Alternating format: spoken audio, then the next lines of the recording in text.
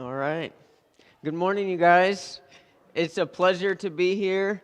And yeah, I'm excited. I really have been excited leading up to this and this morning, really excited to come share with you guys. And I was, thinking, as I was thinking what I want to share with you guys, I was thinking, I wrote down all kinds of things, and some are based on questions that people have asked me over, the last few months, over the last few years. Some things are that I want to share with you guys are based on just things that I want to share with you guys this morning. And so I was also thinking this morning about, have you ever seen those videos? They're like how it's made videos, like how they make church chairs and stuff like that. I think sometimes we can take for granted the things that are all around us, like where they come from and how they come to be. Like, for instance, our jeans. And when you watch a how it's made video and you see the person pick up the pair of jeans and bring it over to whatever machine and it punches the logo on there and stuff like that, you start to realize, like, oh wow, like this pair of jeans or pants that I have on, there's a lot that went into that. And so sometimes helpful to watch videos like that and kind of get a picture for some of those things. And hopefully this morning is a little bit like that. I know that missions is very much a part of Arlington First Baptist heartbeat, and very much a part of, just the DNA of this local assembly. But perhaps, I don't know, I'm maybe assuming that sometimes we can take for granted a little bit, like what goes on, the thing that we're invested in that we call missions, like what's kind of the nitty gritty, what does it look like, for the person to take the pants, bring it to the machine, and they stamp the whatever. And so hopefully this morning you can get a little better feel and go, okay, I know a little bit more this morning about what it is that we as a church are invested in. And so that's kind of my hope a little bit this morning. Are you with me? Cool. So my family and I, maybe you all know this, maybe there's some of you that don't, but for the past 7 years we've lived in a village in the jungles of Papua New Guinea, and we live in a people group that is about 400 people or so. Sorry, our village is about 400 people. The people group is about 5,000 or so. And so, no one else in the whole world knows their language. It's just this group called the Kaji people that speak a common language, and so we live there. It's the people there, they would wear like Western clothes, but it's a very primitive place to live. It really is. And some of the things that the people feel are appropriate over there would not be appropriate at all to us. It's just a different place. So here's just a quick story. I don't know, does any of you know my mother-in-law, Janie Borisa? Okay, here's a Janie story. The point of this story is to show that, the people in Kaji, they interact with the world differently. So Janie came to visit us a couple years back, and she was there for some time. But when she first arrived, she had just been traveling. She had her purse with her, and all her stuff was in her purse. Or she had some things in her purse that normally wouldn't be in a purse because she was traveling. One of those things was her toothbrush. So she had been like there for, a day or so, or had just arrived. I can't remember. It was very soon after she had just arrived in our village. She went outside to a little shelter type, gazebo type thing that we had out there, and she was sitting just to kind of like get a breath, So she's sitting there, and our neighbor, Kwaimi, comes walking up, and, Janie can't say hello, can't say nothing to Kwaimi, and Kwaimi's probably like assuming I didn't see it, but I can imagine Kwaimi's blabbing at her, assuming that, this lady, she can understand everything I'm saying. Next thing Janie knows, this lady, she's about 55 or so, is rummaging through Janie's purse, finds her toothbrush, and then proceeds to start to brush her own teeth with Janie's toothbrush. felt like she got cleaned up good enough and handed back the toothbrush to Janie. And she was just like, no, that's okay. You can keep it. So yeah, the people, they look at the world, they interact with the world a lot differently than us. What they feel is normal is a lot different than what we think is normal. Just another quick story. My friend John, he's my coworker. He came back for his home assignment a few months ago, and while he was here in the States, he gained 40 pounds in 5 months because he just, wanted to eat all the pizza and hamburgers that he can't eat over there. He goes back and he steps off the helicopter 40 pounds heavier, and the people, their eyes, they're like blowing out of their heads. They can't believe how much weight this guy has gained. And so they just have they feel totally free to express that to him. So they say things they come to John, they're like, John, I cannot believe how much weight you've gained. You're so fat, it looks like you were pregnant. They tell him, John, you used to be tall, now you're short and fat. Like, what happened to you? They tell him, John, your face, it looks so swollen. And then they said, John, when you stepped off the chopper, some people, they didn't even recognize you. They said, who is that guy? And we had to tell him, you guys, look at, that's John. So, yeah, I can't imagine that in your daily life that someone would say stuff like that. The point of those stories, a different place, a different world. It's as different as you can imagine, and then add some. All right.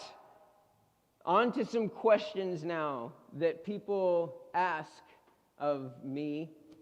And so just, maybe as a attempt to answer some of your guys' questions before you have to ask them, here we go. A lot of people ask, but they're kind of timid when they ask this question of us. Like they're afraid to ask. They say, so can you say something in Kaji? Like something? Because they just want to hear, what does a Kaji language sounds like? So here's just a little thing. So I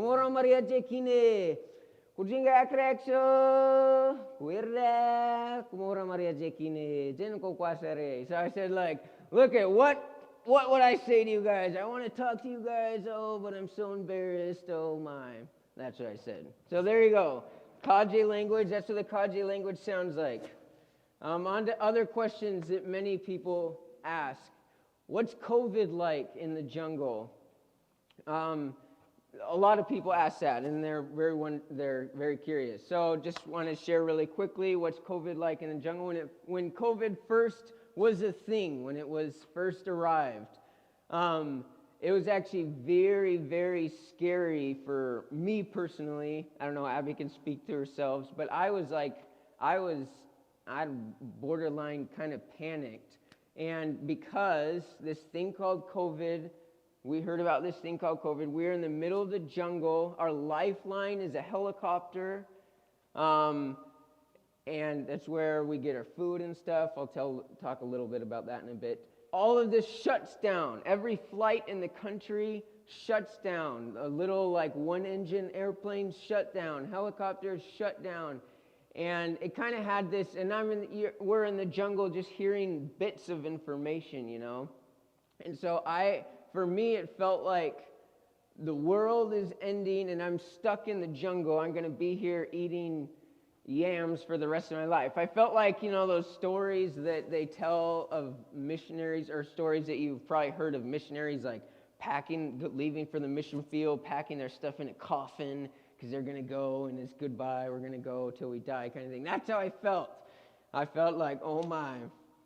But then, as I called people and been like, do I need to build my coffin? Am I going to die here? Whatever.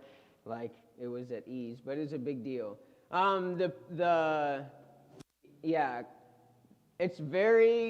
There's tons of very, very rural villages. And so the government put out different regulations, kind of like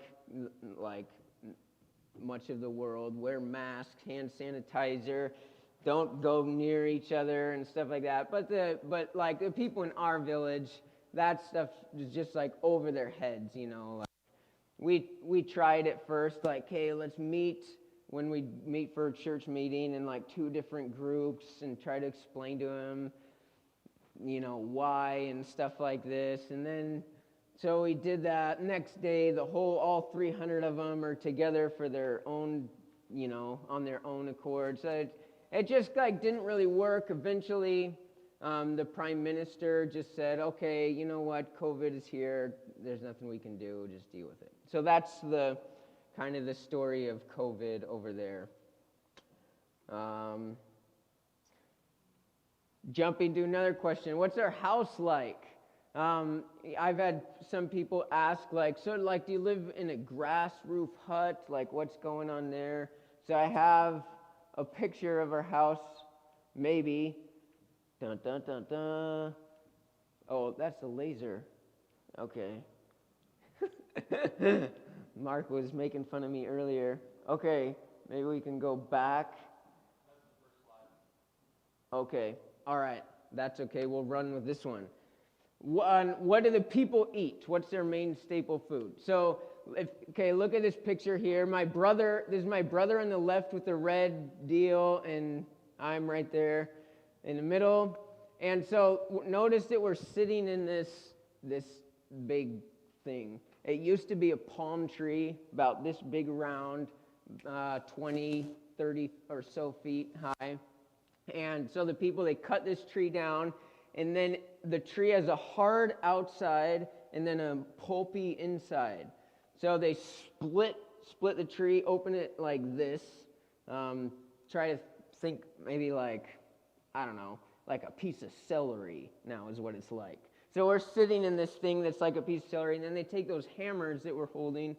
The guy on the far right there, he's holding the hammer. It's shaped like a number 7.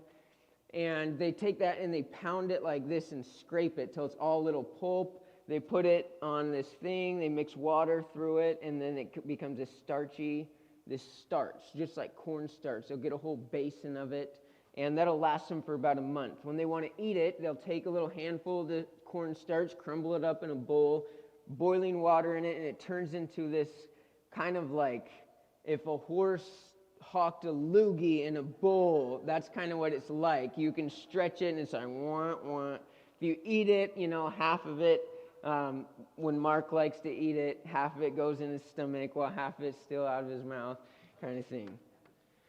Okay, that's what the people eat. On to what our house is like. If you go to the next one after that.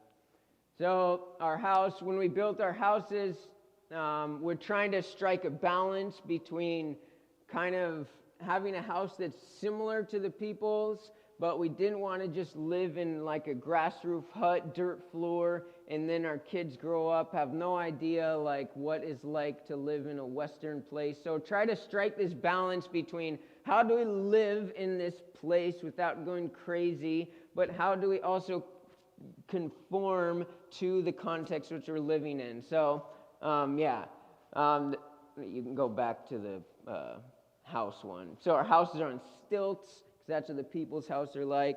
They're covered in bamboo because the people put in bamboo, but they also have tin roofs. A lot of the people's houses also have tin roofs. They get tin from carrying them in.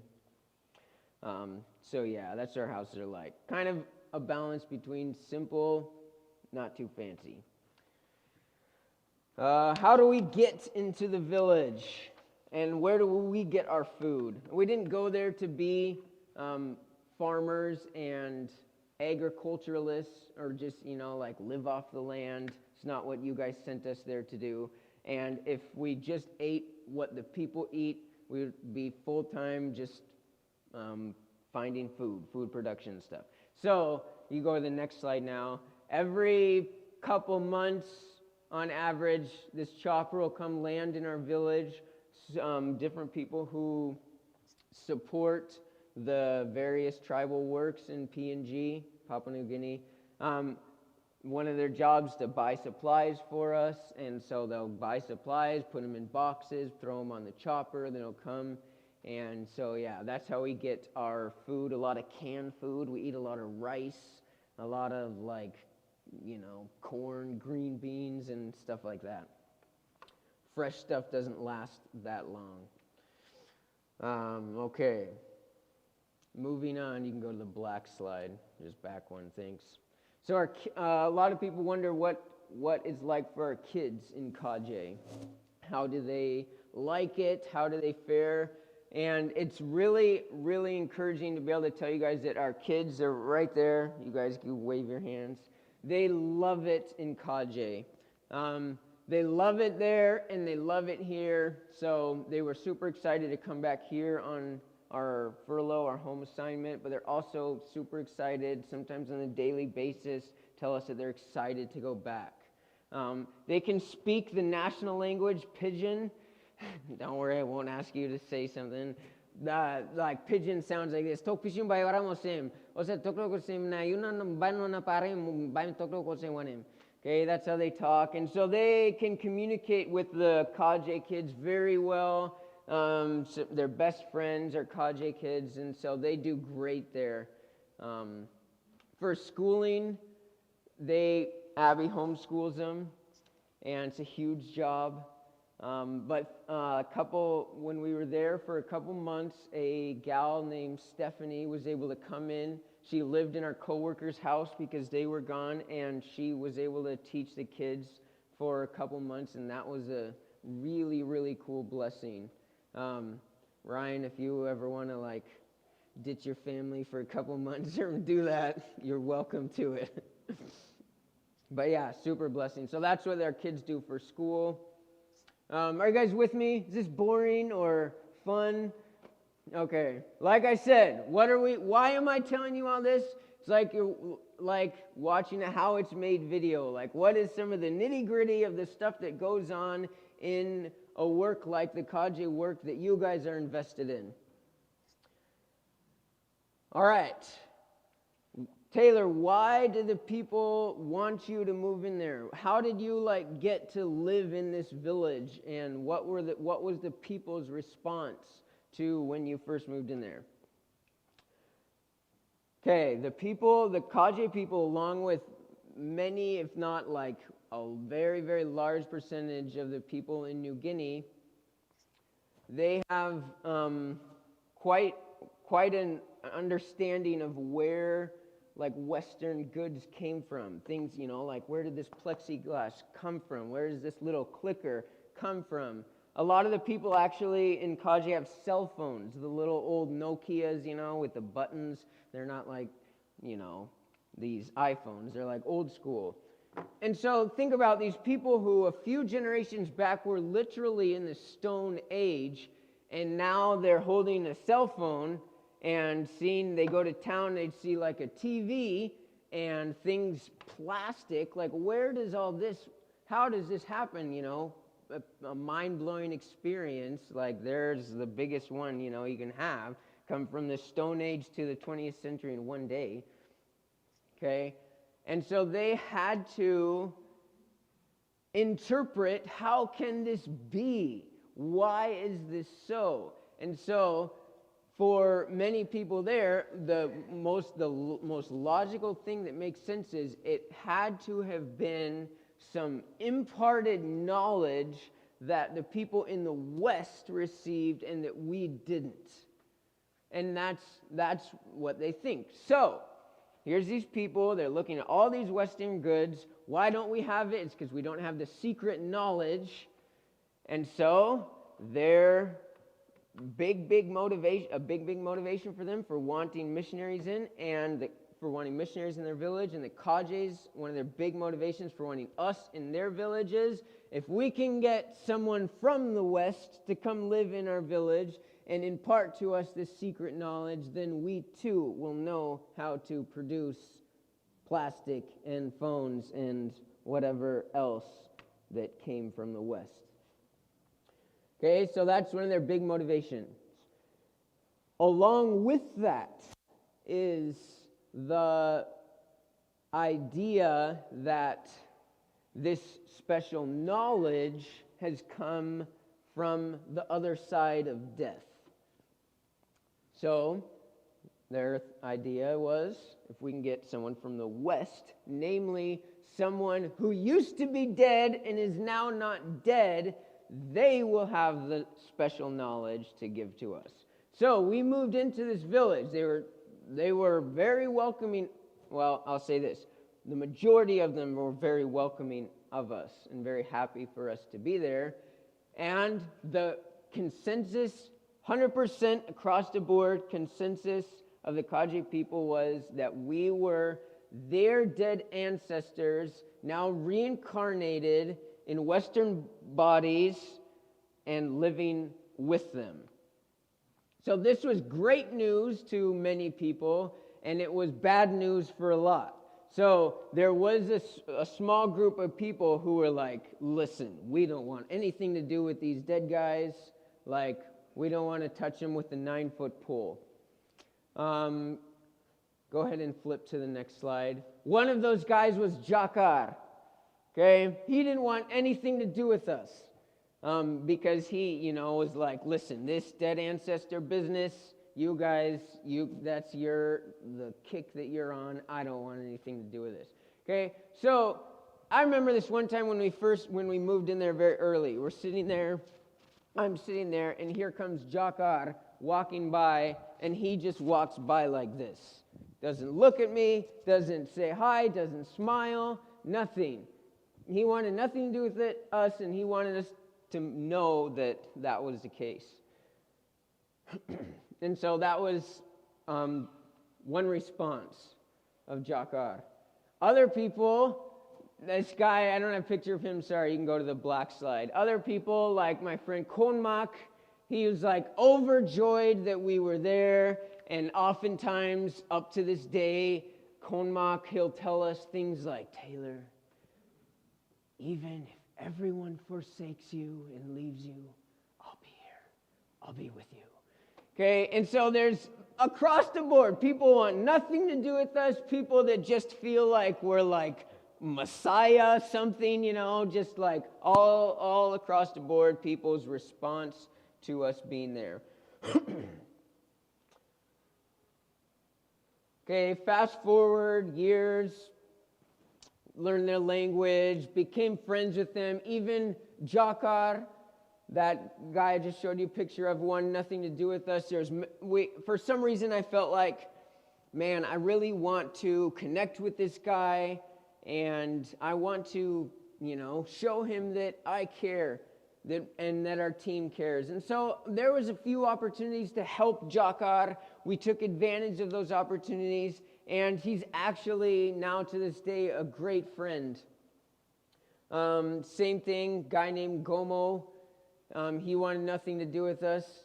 He was like, he didn't want to be in the Dead Ancestor Club, and so he wanted nothing to do with us. To this day, he's a great friend. So yeah, we learned their language, we became friends with them, and then we eventually led up to last August 2019, where we started teaching the Kaji people the story of redemption in the Bible for the first time. So one question that I want to answer that maybe you're asking, maybe you're not asking, is like, how did you get all these people to come and listen to you in the first place? Like, how did that happen? And so, in an attempt to answer that, during our time of building our house, during our time of learning their language, and leading up to last August, December 2019, we talked a lot with the people in just everyday casual conversation about why we were there, the purpose we were there for, the plan that we had, and that was we would tell them that we are here to tell you God's talk. We actually made 5 promises to them when we went into the village. We said, we're going to learn your language. We are going to teach you to read and write your own language. We're going to teach you the story of the Bible, what we call God's talk. We're going to translate God's word into your language, and then we're going to teach you how to do this work and hand it off to you. That was the 5 things. So any opportunity we found to talk about these 5 promises that we made to them, we'd take advantage of that. One example would be, let's say I was translating. I'm going to talk a little bit about translation in a bit. But say I was translating and I had typed up something and was checking that with a guy. Like, did I write it correctly? Does it sound like a Kaji person speaking? And that would be an opportunity to tell them, hey, look we're writing this down, and just in a little while, a few months, we're going to be able to teach this to you and explain what does it mean and why is it saying what it's saying. And so little things like that, take advantage of that to try to build up anticipation for this time that we had in our minds. We knew it was in the future that we would gather the whole village together and whoever would want to come and listen to hear. So try to build up anticipation and, interest in this. So it wasn't just like one day we said, okay, guess what, guys? We have something to tell you. If you want to come hear it, come on. No, it was years, literally, years of this build up. So when the time came, we told them, hey, we want to start teaching you. We want to start the reason that we've come. We want to press go on this. They were all for it. They were ready to go. They're like, okay, what do we need to do? We need to build a shelter we can all meet in. Great, we'll do it. And maybe you guys have seen a video. I made a video of building that shelter or whatever. Okay, so it was nothing new for them. There was a lot of anticipation, a lot of build up to teaching. This is a story that's worth telling. I had translated the story, The Golden Calf. And so I had just written it out, and I was sometimes it's fun when you do that to read it to someone, not in the sense where they're checking, does it make sense, but just so they can hear it and be like, oh, wow. And it makes me feel good. So Kwaimik, the toothbrush lady with Janie, she's our neighbor, so she's always around and stuff. I was there working under my house at that time, so it's the dirt on the floor. I'm in an office, but as dirt floor, I'm in a chair that I built out of plywood, and there's cobwebs everywhere, dust everywhere. My computer's all grimy. I'll show you my computer sometime. You've never seen a computer like that. Okay, anyways, this is the context that I'm working in. Kwaimik comes in. I'm like, Kwaimik, I got a story. Listen to this. So I read her this story of the golden calf, and she stops me as she's hearing about these people who are God's people, and they're worshiping this golden calf and saying, here's the gods that brought us out of Egypt, blah, blah, blah, blah. She stops me. She says, Taylor, stop reading this to me. This is not God's talk. These people, they're pooping on God. That's what she said. These people are pooping on God. This isn't God's talk. Quit telling me this. Okay? So, there's an opportunity. This build curiosity to build, hey, Kwaimik, this actually is God's talk. Oh, what? Okay? Wheels are turning. She's realizing, I have no idea, I guess, what God's talk is. Oh, maybe I should show up when they start teaching. Okay? Taking little opportunities to build curiosity, to instill anticipation. Hey, Stephen, how long are we going? All right. You all good? Bored? If you need to do some stretches, that's okay. Don't worry, I got notes to go till 11, 12. One time, Ryan, he used to go to Smoky Point, and we're in this young adults group, and it was his turn to teach one evening, and he taught for an hour and 45 minutes, and I was so mad at him because I didn't like it when people went long. Got things to do. So hopefully you're with me.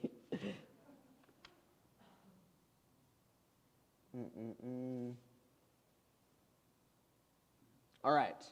So the people, they thought we were their dead ancestors. They're using Janie's toothbrush. They obviously think of the world very differently, interact with the world very differently.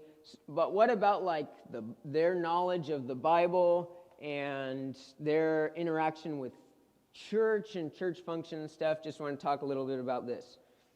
So there was, when we first were there was actually a church building when we first moved in to Kaji. One of the main guys he would like get up and speak. This guy, he's a funny guy, just super, super funny, but he would get up there all like, they had a thing like this in there, all like official, and he could, he would do whatever he would do. And so this is like one of the main dudes. And so I asked him a few occasions, about God's talk, and he would say, he would tell me this or that, trying to, show like, look at what I know, blah, blah, blah. But he would mix, he would be telling like a story about Abraham and then mix it in like John the Baptist and, throw Jesus in there. It's all kind of like jumbled together. Like, so they kind of knew Moses. He'd be able to tell you about Moses, but he would mix it in there with the Apostle Paul. Like, it's just, they had ideas of different various Bible stories and things were in the Bible, but just not a clear picture of what the actual story was. Jesus was a very mysterious character to them. He is actually to many people in PNG. And, the people, they thought that Jesus was probably like a ancestor from Kaji. And many people in PNG think that. Like, they have jokes. People actually argue, like, Jesus is from my village. No, Jesus is from my village, and things like that. So very kind of weird, mysterious. This Jesus character is a very mysterious character to them. One of my friends named Namdong, he would attend the church, like he would go every once in a while, but he seemed like a more faithful whatever. And I asked him, like, why do you go? Why do you do that, Namdong? And he told me, well, Taylor, if I go, then if I like go to church or whatever, when I drive to town on a public motor vehicle, then that public motor vehicle, it won't like crash and I won't die. Okay, so that's like the level that he is interacting with what he, believes going to church is about and what the gospel is about and stuff like that. So the point is they had some knowledge of the Bible. They knew many Bible stories even, but not as like kind of vague and confused, I guess, in their mind. There was one other thing I wanted to share. I'll hold that for later. Okay, the context of when we first taught. Remember, we're watching like a How It's Made movie here. Nitty-gritty of what goes into all this. Okay, the context of how we taught. We discussed with the people, how often they wanted to be taught, what time of the day, how long the sessions would go. And so we concluded with the people that we would teach them 4 days a week. And so we did that.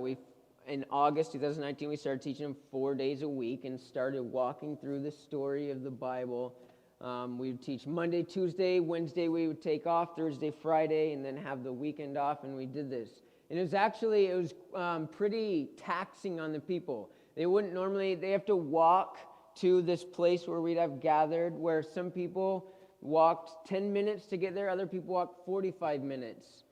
It's actually maybe kind of like similar to us here. I know I met someone drove from Mount Vernon here, and Abby and I drove like 4 minutes from over there, downtown Arlington. Same thing, but they're not driving, they're walking. And it was hard. They would come with all their family, their whole family, all their kids. Everyone would come, and we'd sit in this house. You can throw up that next slide of.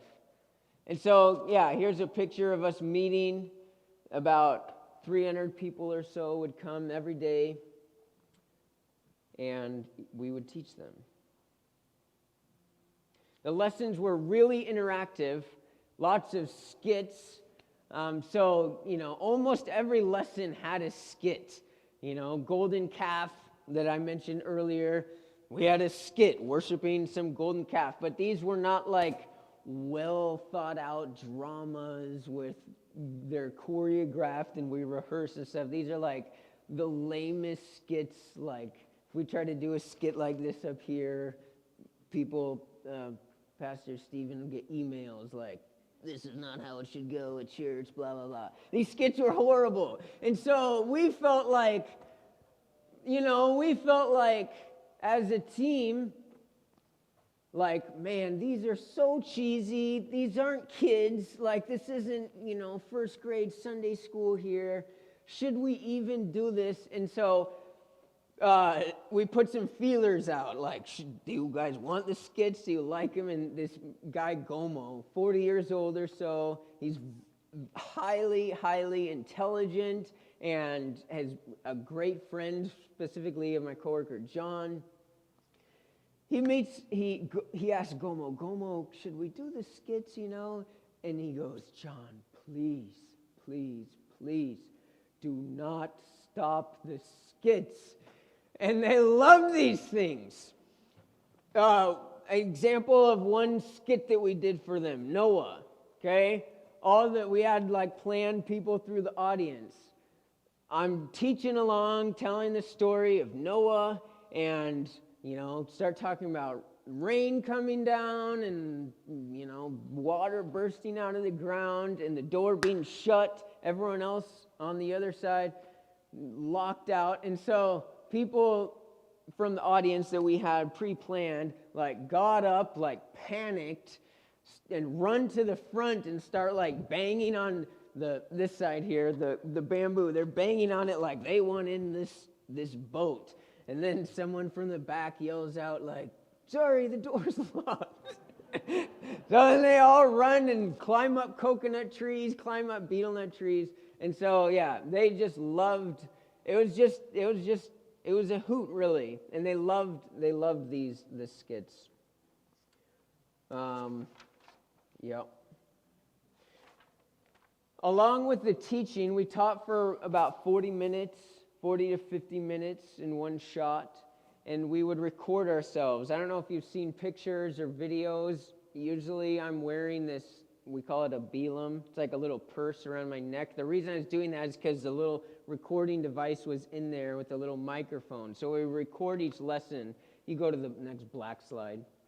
And we record each lesson, and then my other coworker, Christopher, he would take that SD card, put it in his computer, and then transfer those recordings to 15 different MP3 players. They're a little solar panel. They're about this big. Solar panel MP3 players, and we put on 15 of those. And we separated the village into 15 different groups, and then had like a group leader, which they were just in charge of the MP3 player.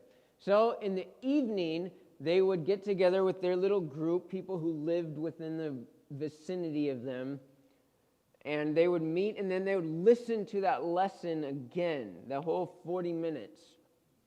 And so they were hearing each lesson 2 times, and that was fantastic that they got to do that, because this was like the information that was coming at them 4 days a week, and most of this stuff they'd never heard before in their life. To hear it twice again really, really helped them.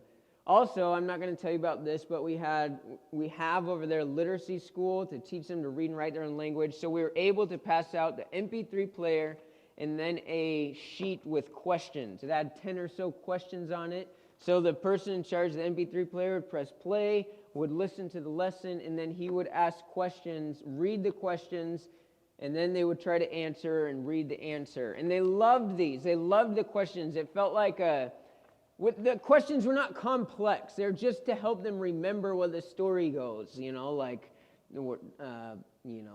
the story of Noah, who got on the boat kind of question. They would have to answer. And they felt it was kind of like a game. They just loved it. They would come and tell me, like, "Taylor, my group, we got all the questions right last night." "Oh, good job." Like, awesome. Okay, so they loved that. All right. Next slide. Challenges of teaching the people. What was difficult about it? What was not difficult about it? There's a few things I'll talk about in the challenges. One is actually I'm looking for another one. Go ahead again. Okay, right here. All right, I don't know if you could see that good, but there's me holding a string of beads. This thing it stretched from here all the way to the flags back there in the back, and maybe then some. And each bead represented a year. And we had this big line of beads, and this was like day 1 when we started to teach them, or day 2 or 3, I can't remember. But we wanted to put the stories of the Bible in a historical context. So they can remember stories from their grandparents. They can remember stories told about their great-grandparents. And then they have some knowledge of their lineage, maybe back 9 or so generations they can really remember good. And so that's it. So for them, life is not this big string of linear years. It's going like this, our great-grandpa dies, and our grandpa, whatever, and we're born, and now we do it again, and we could go on like this. Okay, so we wanted to help them to see, this time of history, so we made these beads to try to explain that. So John, he had that lesson, and he did an awesome, amazing job. He had to really go through and explain very detailed, what these beads represent, because they're not used to thinking abstractly. Years and beads and what is going on? What is the connection here? They're used to sitting in that log that's like celery and dealing with concrete relational things. That's what they're used to. So beads and years, what is this? John did a great job, starting bead 1. This represents a year. So this other bead, what does that represent? You really have to work to help them see these abstract concepts. And so that was a challenge as we taught. The particular thing, we taught about the beads, okay? John taught it. He did an amazing job at explaining the beads. A week later, my friend Bwangane, I find him, we hung the beads up, and he's standing there like this, looking at the beads. And I go up to him and just engage with him, said hi or whatever, and I could see he's thinking about these beads, and I could tell that it was starting a week later now. It's clicking with him, and he's like, what do these beads mean? And he grabbed one. He's like, this is 100 years? And so I kind of explained to him, and his mind blew as he looked at this string of beads and realized each bead represents a year. He's like, whoa, this is a long time ago. So it was fun to see the lights come on from him, but it's also a challenge teaching people. They're not dumb. They're just not used to think about things so abstractly. They're actually very, very, very smart. Challenges of teaching them.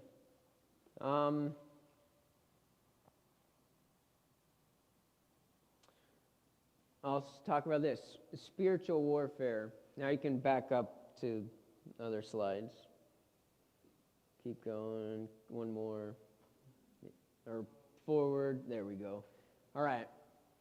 Spiritual warfare. Not like what you might see in a movie. Super weird stuff going on. Not much of that at all that maybe you would expect. But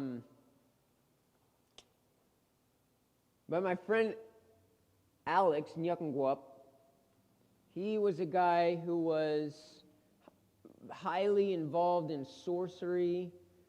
He had been to training camps out in the woods to learn how to be a sorcerer. And this guy, he was just kind of in it. That was his clique, that was his gig. He was like a sorcerer type of guy. Totally unassuming. Doesn't have like feathers coming out of his head and like shaking gourds and that shake, Don't think of that. Normal dude. Normal clothes, unassuming, okay? But he was big into this scene, whatever. Sorcery. And he would come to every day, he would sit in the same spot, probably like you guys sitting in your same spots, I don't know. He would sit in the same spot every day, come hear the teaching, wouldn't miss a day, faithful. But there was like, you could tell this dude was just missing everything to like a degree, not like wanting an A, looking at the beads and just confused, like he was like lost. It was just so crazy. This picture is my coworker John teaching, and he was teaching about the law, 10 Commandments at this time, and he had this bucket of ashes or sand or something. He's pouring the bucket on a cup that represented like us, mankind or whatever, and the ashes represented sin or things you had done wrong. So go ahead and go to the next slide. And so John would go through, talk about different things of the 10 Commandments and dump like this sand onto the person and to like, so that people could feel the weight like, oh man, we don't measure up kind of thing. Okay, so this guy Nyagwap, he's sitting there, he is like zoned in, like paying attention, like this is like every day he's just listening, and not missing, doesn't look like he's missing a beat. After the lesson finishes, everyone leaves, and Nyagwap, still sitting there staring at this thing, and he's staring at these blocks here, and you see these 4 blocks. They don't represent anything. This is just a piece of plywood that John brought so that the sand wouldn't fall through the cracks of these slats or whatever. So we put it there. He's sitting there, and I was standing off to the side. John sits down and talks to him, so I could hear what they're talking about. And he goes, John, I know what this lesson was about, and I know what these 4 blocks are for. Those 4 blocks represent the 4 corners of the world, and now the center of it, our village, is now like here at the pinnacle of history, and this is it. Something's going to happen. That's so you could just tell, like, man, what is up with this guy? Like, he is just, like, it looks like he's paying attention, but nothing. John had a few more conversations with this guy over the weeks or whatever, and he's telling John things like, yeah, when Satan talks to me, ... And it's like, wow, like, God, we never heard anything like this before. So challenges in teaching, spiritual warfare. Like, I can't explain it. Why was it so hard for this guy? I don't know. Just to like have an encouraging note on this, I talked to John a couple weeks ago, and I was asking him, like, who are some guys who are really like growing in their faith, really flourishing? Nyagwap is one of them. I couldn't believe it. I was like, what? You have to be kidding me. And the lights have turned on for this guy. The gospel has brought a sense of freedom in his life, and it's so exciting to hear that about him. But yeah, challenges of the teaching. Getting the whole group together, that was a challenge. Okay, they all live in a village. Everyone knows each other. Everyone's all up in each other's business, but they don't like each other that much. They fight with each other often. Leading up to the teaching, I guess maybe this can fit in the spiritual warfare category too. Leading up months into the teaching, it was just like revenge is a big deal. Fight, revenge, fight, revenge, fight, revenge. And it felt like our village was going to blow up. And we're looking, the teachings, we're going to start teaching on the horizons, like what is going on? What is going to happen? There was a borderline war. People with spears, machetes, whole 9 yards, going up to another part of the village, and I'm thinking, man, like it's just not going to happen. These guys, they aren't even going to be able to sit together to be taught for 3 days, let alone 4 months. And so, yeah, challenges of teaching. Again, on the line of, sometimes just hard for them to listen to a lesson. They're not used to context like that. One of my friends, Kontum, he's probably about 60 years old, looked like he's about 80 years old. Super nice guy, funny guy. One of the early lessons, we taught them that this guy named Moses, he wrote a lot of the Bible. And his takeaway from that, I go to visit his house, and he's like, Taylor, thank you for telling me that lesson about Moses, because now I've always wondered why there's all these church denominations. There's Catholic, there's SDA, they can line them all out, Jehovah's Witness, all these denominations. He's like, now I know. Moses started the first church denomination, and that's the real one. Okay? So he's missing the point again here. This brings up a really big, important aspect of teaching, and that's getting feedback. What are your students hearing? You're saying something, they're listening, but what are they receiving? If you don't get feedback, if you're not understanding what it is that they're understanding that you're trying to tell them, you could be going off on rabbit trails and not even knowing it. So a big part of teaching was getting feedback from the people. We chose on our team to do that largely informally. So after we taught, what do? We go around, we mingle, we start asking questions. What was your takeaway from that? Oh, Moses started the first denomination? And then you have a chance to engage. Maybe that means the next lesson you have to adjust something, you have to correct something. It happened all the time. Feedback was a big deal, very important for our teaching and what we did there. All right, I'll tell a couple victories and then we can be done. Like I said, I got notes to go to 11, 12.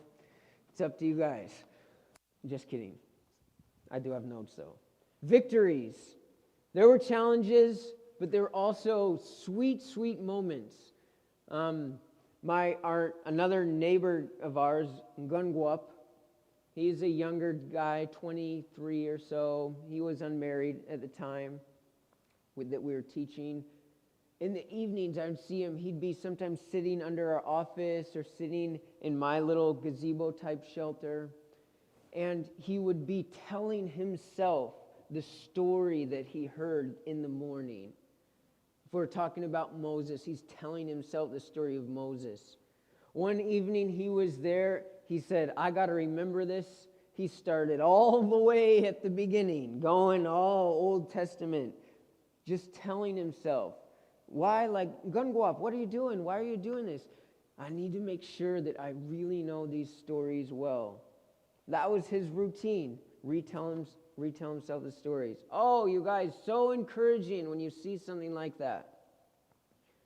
This group that lives in an area of the village called Yamsuk, there's about 4 families or so, and when they would do their MP3 player and their review questions, they had 4 lessons a week, 4 groups that you do a week to re-listen to the thing. On the off days, Wednesdays, Saturdays, Sundays, when they didn't have to do these 4 families, they decided, let's do it so we really know the lessons well. So they would listen to the same one again on the off days when we weren't even asking them to do that. So encouraging to see stuff like that. So encouraging. So, yes, there is much to share. So much to share. So much has happened. Like I said, maybe all this stuff I shared helps you see a little bit of the nitty-gritty, what went into this large work that you guys are a part of. And so hopefully you get a little better picture for that this morning. Let's pray. And yeah, you want me to pray? Okay. Lord God, we are so thankful to be here this morning. Lord Jesus, you are the King, you are Lord, and we're privileged to be able to call ourselves your servants. And just thank you for this group of people who are gathered here this morning and who also acknowledge that you are the King. And yeah, just am so thankful for all the good things that you give us. Thank you for strengthening us to do this work in Kaji, and thank you for this group of people like Arlington First Baptist to stand behind us in that. In your name we pray. Amen.